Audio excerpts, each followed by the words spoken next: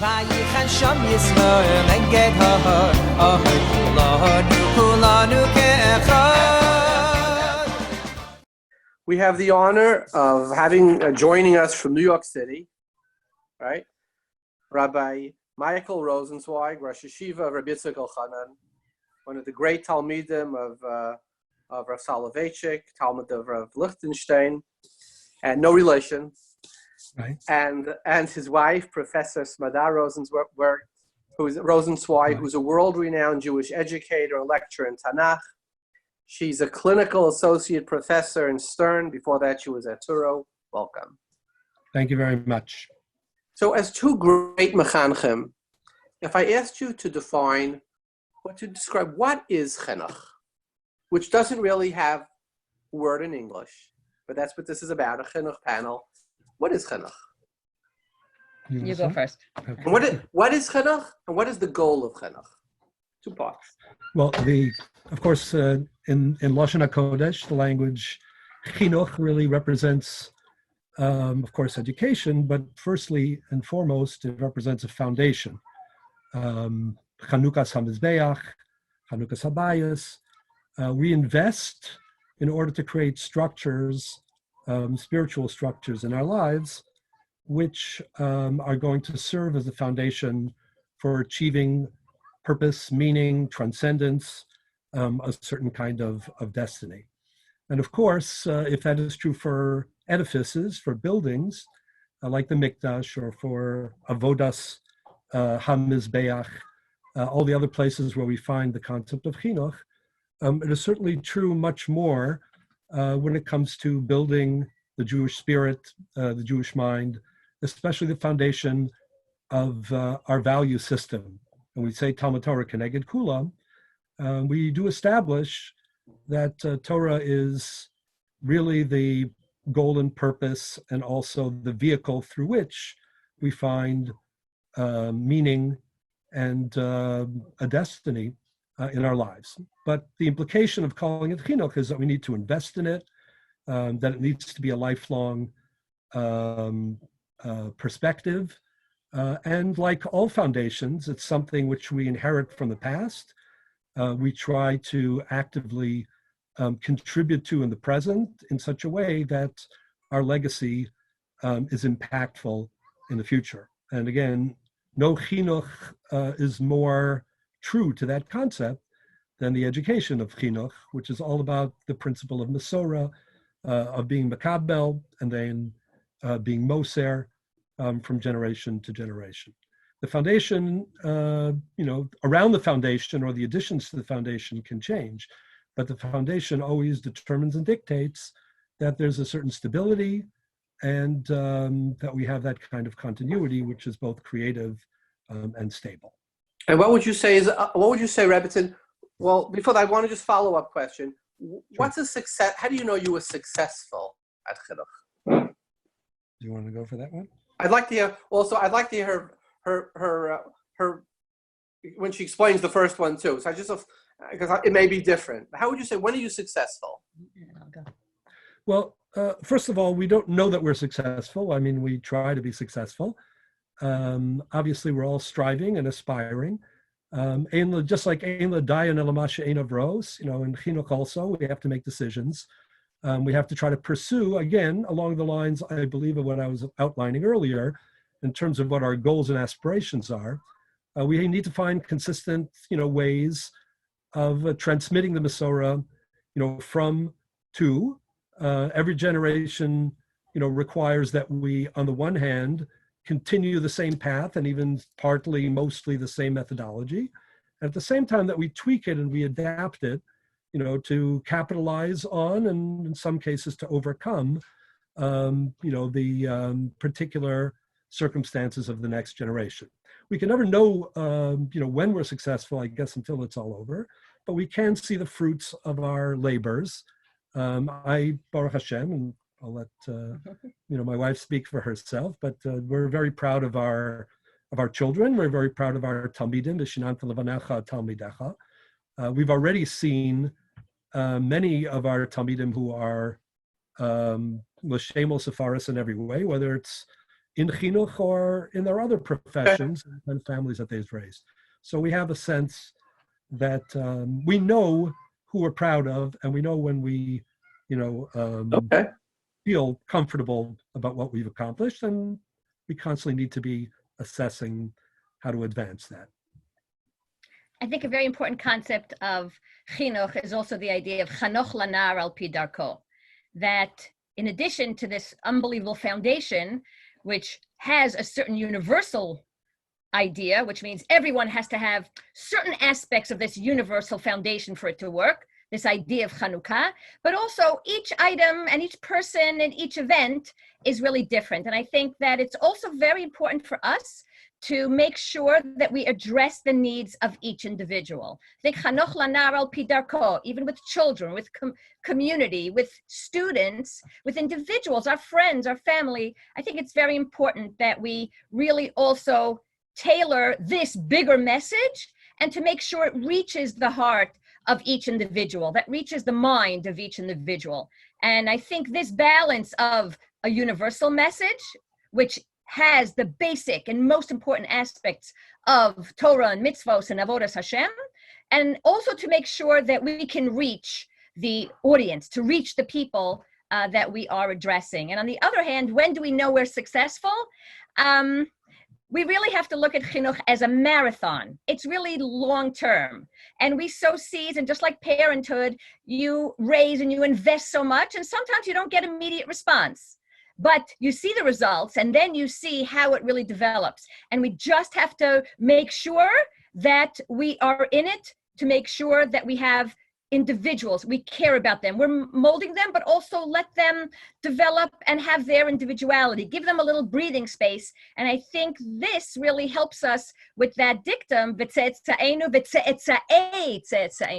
we really need to see not only in our children, but to make sure that they have the values that they can give it over. Hachuta mishulash. I think this idea of this cord of these three generations is so important, this giving over and making sure that it also has this altruistic element, because you really are someone who is giving over to really help someone else and for that person to help someone else. And I think that element mixed with values, pride, is really one of our main goals in chinuch. That's very powerful. I once heard over, somebody told me that their grandfather was a big famous dayan in Eretz Yisrael, the Tzitz Eliezer. And Hanukkah, they went to the grandfather, and the daughter went with the children. She asked for a bracha by the Hanukkah Neris. He was mispal for a while, and she says, "You were mispal for me that whole time?" He says, "No, I was mispal for you. You should be, your children should be good. Your children's children should be good." So I'm curious, how important is it in the course of chinuch to tell our children, we're being mechanech you in this Messiah, and we want you to give that Messiah over to your children? I've never heard that thought before. Is that something that you've ever discussed with your children? I'm not just being mechanech you, I'm being mechanech you to hand it on. No, for sure. So again, just continuing the thought from before, the Pirkei Avos, the expression that we use for producing Talmidim is Hamidu Talmidim Harbe. And I always like to say, and others have told me that they've heard this thought from other people as well, that the idea is you want to create a certain independence in your students so that they can mobilize their full talents. And partly that is for them to reach their full potential, but it's also partly as a way of them being comfortable to relay this to the next generation. I mean, Talmud Torah it's a fascinating thing that the source of Talmud Torah is ambiguous. It's Vishinantam Levanecha V'Limadatem Osam, which focuses on Lilamed rather than Lilmod. We also say Vagisa Bayom and Valayla. And limud and Talmud are ambiguous phrases that mean both learning and teaching. If you look at the Rambam, for example, he, in different places, in Minyan HaMitzvos, in the Koteret, Tilas Talmud Torah, in the beginning of Tilas Talmud Torah, he has different formulations. Sometimes he says Lalamed, sometimes he says Lilmod, sometimes he says Lilmod or Lalamed. And this is part of that message. That's what you're asking. How do you convey to your students and to your children that they have the obligation to pass? The way you do it is by, as you are teaching, to teach it as a Masorah, and for your own lilmod to spill over into Lalamed, for the Lalamed to inspire greater achraya in your lilmod. And then, you Beautiful. have our own children, thank Baruch Hashem, and we're not, I think unique this way, but quite a few of them have chosen to go into chinuch. The two of us are both from, I guess you'd say, chinuch families. And again, it doesn't have to be that way. It's not, the vocation is not as important to me as the avocation. But I think that, I learned from my rebbeim and from my parents exactly what you asked, that this is all, a long process, and there's a lot of lalam made in the lil mode. I will share with you a story before the next. I'm supposed to be interview, but that Reb Shlomo Hyman, my father learned from Reb Shlomo Hyman. He said over a beautiful story. He said he came to yeshiva once. It was a snowstorm in Tarvadas, 2 feet of snow. Nobody showed up. One boy showed up, and Reb Shlomo Hyman got up in front of the class, and he said a shir for an hour with this lahavas, like he was talking to the 100 boys who would regularly come, or 50 boys, and the boy's sitting there. And afterwards, the boy goes over. He says, Rebbe, I'm the only one here. He says, you? I'm not talking to you. I'm talking to you. I'm talking to your children. I'm talking to your Talmudim. I'm talking to your Talmudim till Mashiach. Wow. I love it. Yeah, it's beautiful. Because if you don't convey this idea that you have to own it and you have to love it and it has to be all-encompassing, you've missed part of the boat. And even if someone doesn't feel that every moment, they have to have that moment where they really are all in and they own this idea and they love the Torah and they love the mitzvot and they love this whole concept of being part of Am Yisrael, part of the Torah, being an Oved Hashem. And I think that's really our goal, that everyone is a total participant. Everyone's all in. And I think that is one of our goals as mechanchim.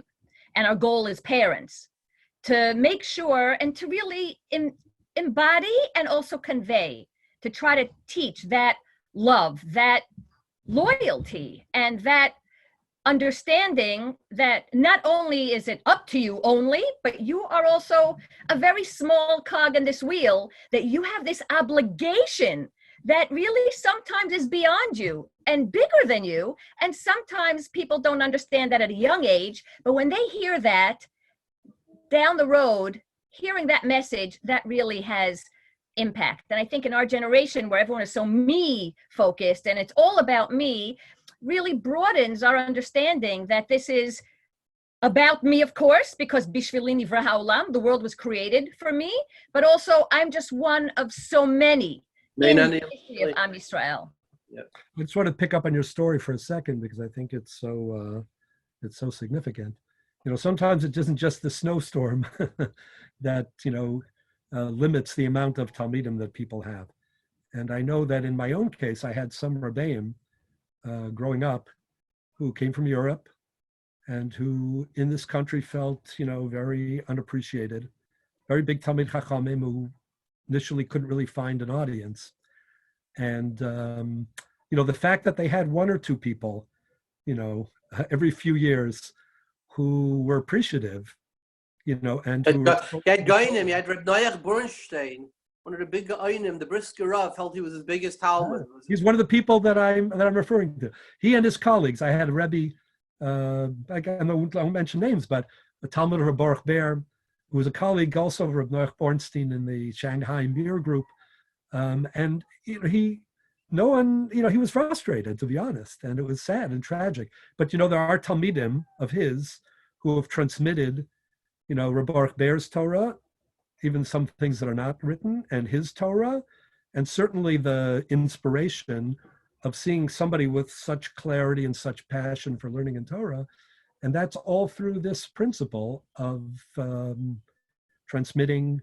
And I think it's missing from, I think a lot of people miss this in Chinuch. By the way, it's a Gemara, really. The Gemara says in Schupf, man tanu misni lesle shiure. Yeah. And what's the pshat lesle shiure? Or it's because he really lives forever. He taught you, and you could teach hundreds, and they could teach forever. The lesle shiure. You can have one Talmud and he can teach 1,000. Yeah, Basel Shuri. Yeah. So let me ask you, how do we teach Emunah to our children? And it's so challenging. It's such a hostile world towards Emunah. I mean, science has figured out everything. At least they did until now. They thought they did, right? But science and math and, it's just so, it's so overwhelming. How do we, in the face of this adversity, you teach in Manhattan, the epicenter of kfira, really, right, in the world, right? I mean, just open up the New York Times. I mean, religion, it's like open mockery when you say you're religious. Somebody told me, he says he's going for his doctorate in Columbia, and a professor got up and he said, how could we explain that there is the concept of the flood? So many societies, historical societies, have it. What's the reason? And he's sitting in a lecture with 200, and this guy's religious, and he said, maybe because there was a flood.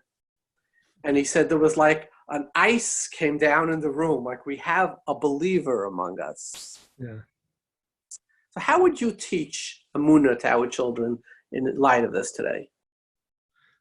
Well, I think it's very difficult to teach Emunah if you do it out of context and separate or disconnected, from the person who's teaching it, or particularly the people who inspired him, his heroes, the people that he looks to with unshakable conviction as bearing the message of truth.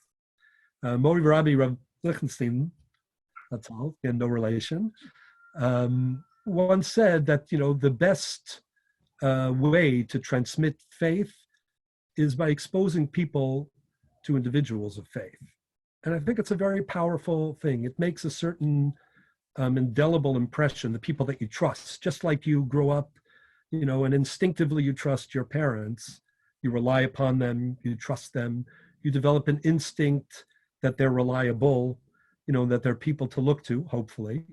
The same is true in a bigger way about Chachmei HaMasorah, whether it's, Avraham Avinu, and Moshe Rabbeinu, or your Rabbeim in the present, or the Rabbeim that when they speak about with sincerity and clearly were transformed, by that exposure, impresses you. I think when you have that, and that's an opening, then it's very critical to accentuate the difference between what I like to sometimes characterize, I'm just using terminology, the difference between belief and faith.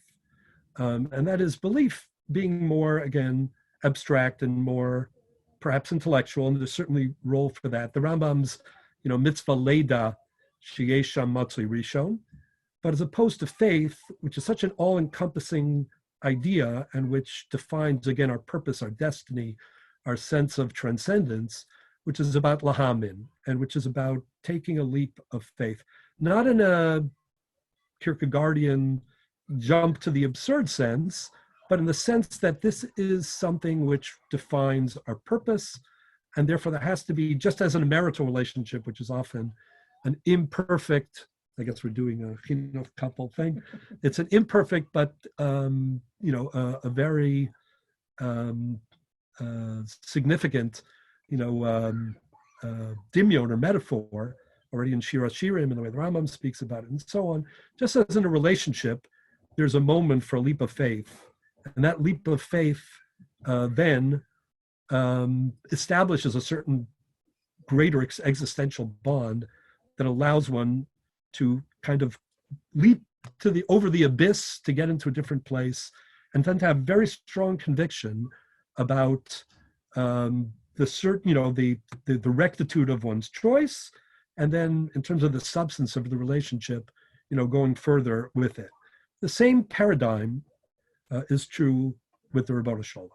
So when you have, I think, good role models and people that you trust, not because they insist that you do, but because you're exposed to them and they have a certain integrity, and you see consistency in their life. And this is the way that they leave it, I think. And then they also speak about all the intellectual aspects of faith as well. Then I think it's much easier to promote faith. I think instinctively, we believe as religious people that what our neshama, our essence, is very conducive to being influenced in that way. And I think it's not a scientific or a mathematical formula, but it is, and it requires, again, to mobilize all sorts of different forces. But I think that's what always has achieved the results. And I think that's what continues. And when you live in a cold world, even one where there's impressive science and so on, again, we've experienced this in the past. I mean, you read literature from 100 years ago, Talmudic Chachamim, the way that they speak and the efforts that they had to make, about the science of their times and the modernity of their times. The details have changed, and of course, every generation has its challenges. But the fundamental endemic struggle that people have, are they going to live, a more limited life based also on science? And of course, we all respect science, no question. Or that more transcendent aspirational life, which includes all of that, but puts it in a framework. I think that's always how it's been done.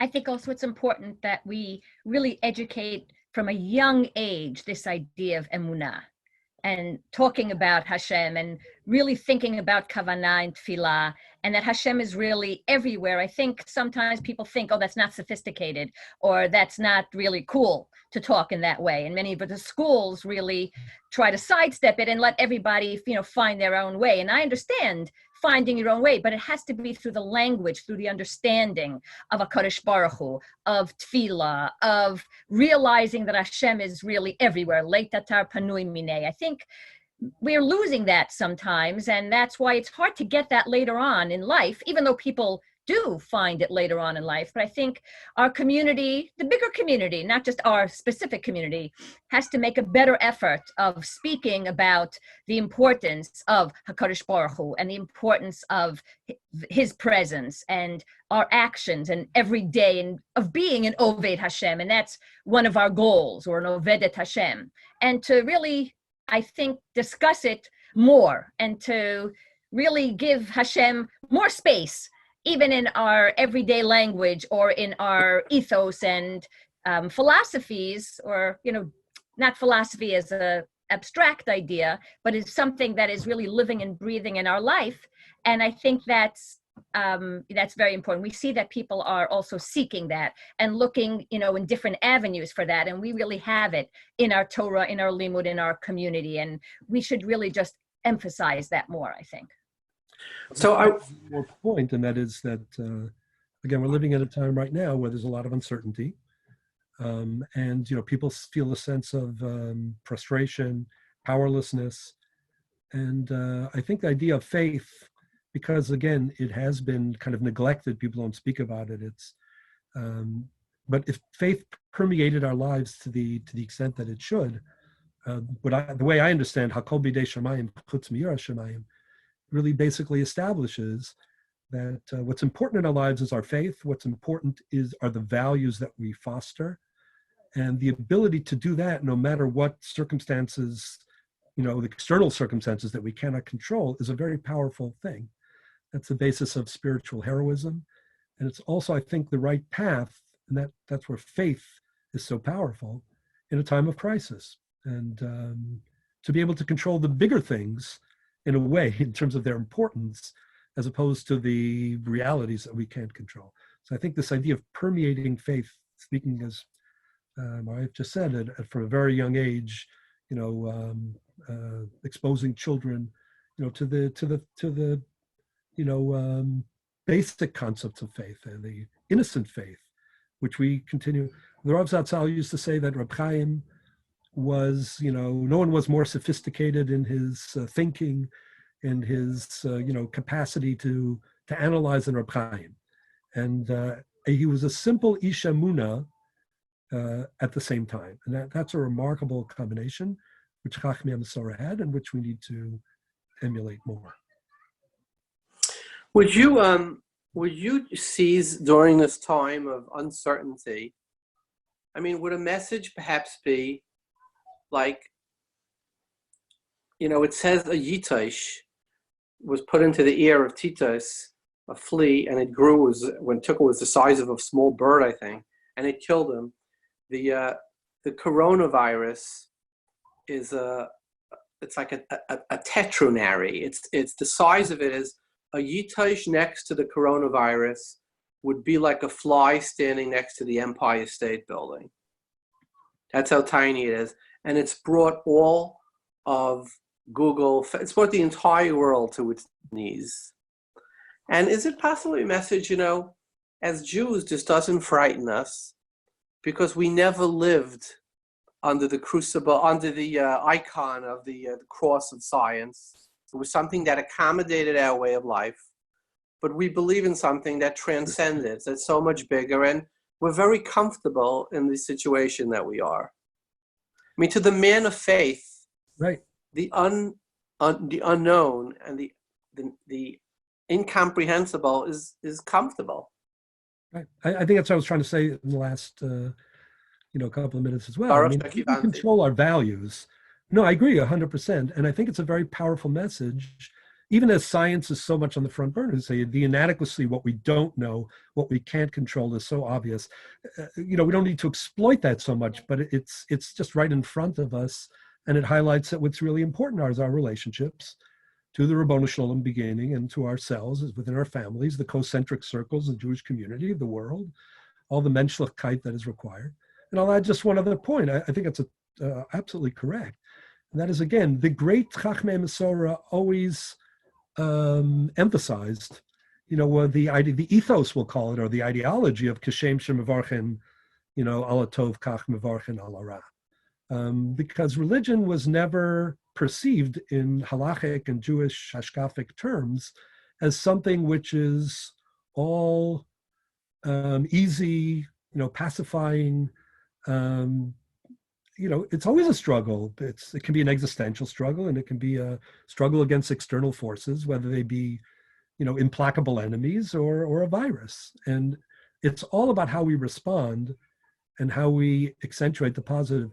Again, the Rav, in his Kol Dodi Dofek, and again, I think the greatness of the Rav was that he had the incisive ability to put his finger on what the classic view was. That's the Chiddush. That's always the Chiddush. But what he explains is that, it's probably not the best use of time to try to determine why things happen, the theodicy. In other words, kiloi machshavo sai machshavo seichem, Exactly. It's an essential. Correct, 100%. But what is important is the way that we respond. And that's where being a man of faith, having a community of faith, and having values to focus on, and having bitachon that there'll be an end. And bitachon also means, and if there will be difficulties along the way, that we will integrate them according to the perspectives that are core and principle, and that give our lives meaning to begin with. And that, it's easier said than done, but it's an important perspective that people need to develop more, I think. So we're almost out of time. So let's do the 1 minute drill. If you had a minute to say, there's going to be tens of thousands of families, young, old, listening to this, amidst a crisis that's unprecedented, with parnasa implications, with life and death implications. Thousands of families have said, sat shiva through this, or did Zoom shiva. So, and as well as angst and fear, and bein adam lachavero, bein adam lamakom, being separate. If you had to leave, here's a 1 minute message that I'd like to leave you with. What would it be? You go first. I think I gave mine already, which is that this is a very terrible crisis. We have a Masorah of having lived through crises. We have a methodology of how to live through crises. And that is, to focus on the things that are primary, and to have faith in the Ribbono Shel Olam, and to live our lives, in a spiritual way, in a halachic way, to the utmost, which is always meaningful and significant, and which we then have not just emunah, but bitachon, will take us to the other side, or will take us to where the Ribbono Shel Olam wants us to be. So can I just add on Sure. the narrative of being a Jew and Adam, David, Mashiach, Avram, suddenly becomes very important. This is we're Jewish. We've been through this. We've seen this. We've seen so many. We've seen Asara. It started with Asara Nisyonos. Right. Went to Mitzrayim. Went through Paras, Madai, Raimium, Parsi. Right. Went through Chalmanitsky, Crusaders. He's saying the narrative of the Jew becomes very important here. Yeah. Rebbetzin. And I think to really keep the faith in the way that Hashem really does not give us any kind of nisyonot that we can handle. And we should, and it really is difficult, and people have gone through so many tragedies now and throughout all of Jewish history and throughout the life of people throughout the entire world. But our job is to really hold on, to go forward. We have responsibilities to ourselves, to our communities, to our families, to our children, to the expanded, world that we're involved with. And we really have the resilience, and we just have to find that resilience inside and to be optimistic, because that's what brought the Jewish people forward. That's what really brings humanity forward.